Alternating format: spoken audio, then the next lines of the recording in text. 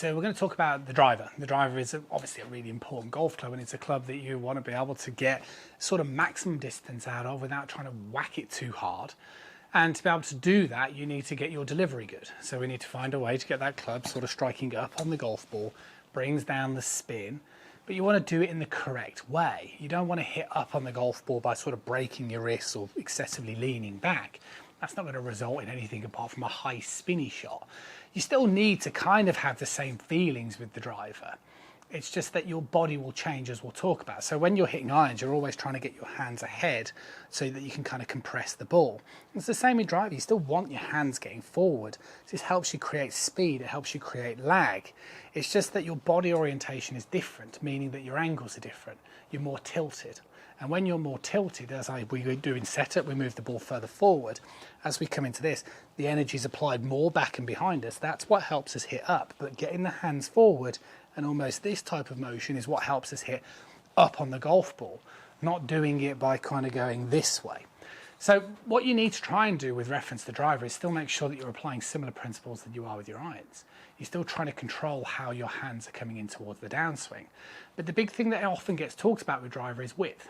So how are you applying width with the driver to make sure you're swinging wide enough? Well, again, just briefly, to go back to an iron swing, what effectively you're looking for, just to clarify, as a good indication, is that by the time the club shaft is parallel over the golf ball, your hands are located over the ball. And then as you continue to go forward, your hands would stay further ahead of the ball, right, like so. And then there'd be an element of forearm rotation to square the face. You end up at an impact that looks like so, and a post-impact position that looks like this. The reason why you're able to obviously get your hands like so and like so is a lot to do with the body movement. All of a sudden, if I'm in the same sort of position, but I'm slightly more tilted, then I'm going to hit more up on the golf ball. But again, you can kind of see the way that the premise is the same thing. So what happens when we talk about width is, of course, you've got options in golf. You know, if you find that you get your best results getting this feeling of throwing and dropping the club down towards the side of you, that's fine. That's a feeling. That's not necessarily exactly what you're doing. That's a feeling that works well for you, and I'm happy for that. But what I'm trying to suggest is that if you're noticing that you're kind of losing distance and you look at it and you've been told that you're sort of casting and that's because you're trying to apply width, that's not really what we want. What we want to do is, as we start this downswing, or what should happen as we start this downswing, is that the hands will work wide. Okay, so we're not looking for the iron where the hands work narrow, but hopefully you can see the difference. It's not necessarily so much what my hands are doing, it's the orientation of my spine. If I was hitting my irons, I'd be more this way. With my driver, I'm more tilted.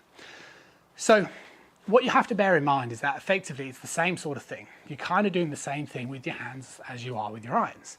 It's just that the big difference is that with the driver, you create more of a tilt.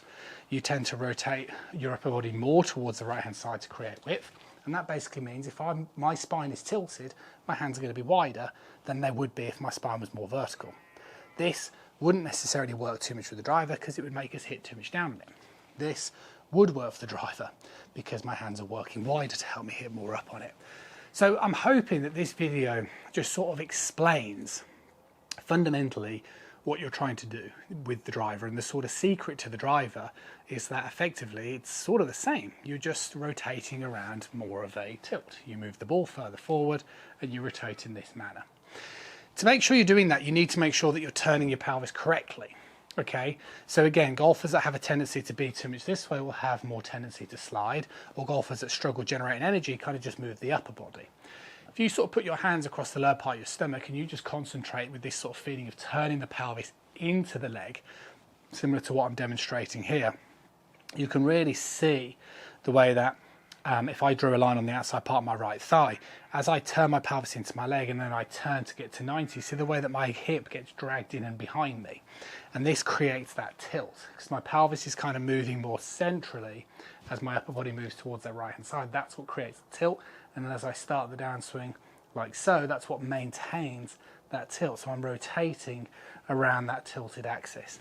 So if you are somebody fundamentally who is struggling with the driver, what I am trying to say to you is that the principles that you are learning within your technique for your iron, for your driver, are the same thing. However, it's understanding the differences lie in the setup position, and therefore that pivot like so, and therefore that's what makes your hands work wider, is because you're rotating around a tilted axis, not so much a more vertical one. And that's why with the longer clubs, you just incrementally move the golf ball further forward, because it reduces how much of that tilt you need. So obviously you don't want to do it too much because you can't control the low point of that golf swing. Hopefully that helps. Work on your pivot and don't try and force anything with your hands and arms.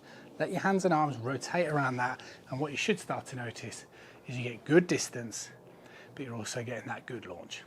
Let me know how you get on.